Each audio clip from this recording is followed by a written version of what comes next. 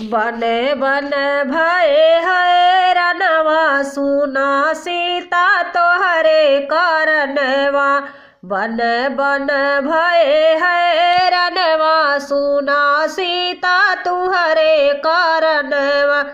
तोहरे कारण सीता बन बन भटके। तोहरे कारण सीता बन बन भटके।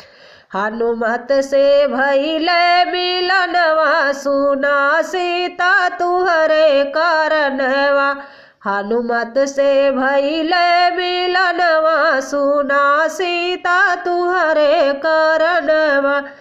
बन बन भये हैरानवा सुना सीता तुहरे कारणवा। तुहरे कारण सीता बन बन भटके। तुहरे कारण सीता बन बन भटके। सेवरी के दिहे दर्शनवा सुना सीता तुहरे कारणवा। सेवरी के दिहे दर्शनवा सुना सीता तुहरे कारणवा। मारी डारे सुंदर हिरणवा सिया सीता तुहरे कारणवा। तुहरे कारण सीता बन बन भटके। तुहरे कारण सीता बन बन भटके। मारी डारे सोने के हिरणवा सुना सीता तुहरे कारणवा। मारी डारे सोने के हिरणवा सुना सीता तुहरे कारणवा।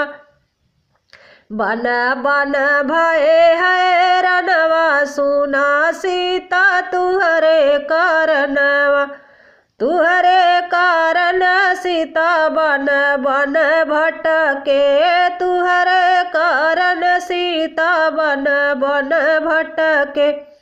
लक्ष्मण के लाग शक्ति बनवा सुना सीता तुहरे कारणवा। लक्ष्मण के लागल शक्ति बनवा सुना सीता तुहरे कारणवा। मारी डारे सुंदर हिरणवा सुना सीता तुहरे कारणवा। बन बन भये हैरानवा सुना सीता तुहरे कारणवा। तुहरे कारण सीता बन बन भटके। तुहरे कारण सीता बन बन भटके। मार गया रावण बलवनवा सुना सीता तुहरे कारणवा। मारा गया रावण बलवनवा सुना सीता तुहरे कारणवा।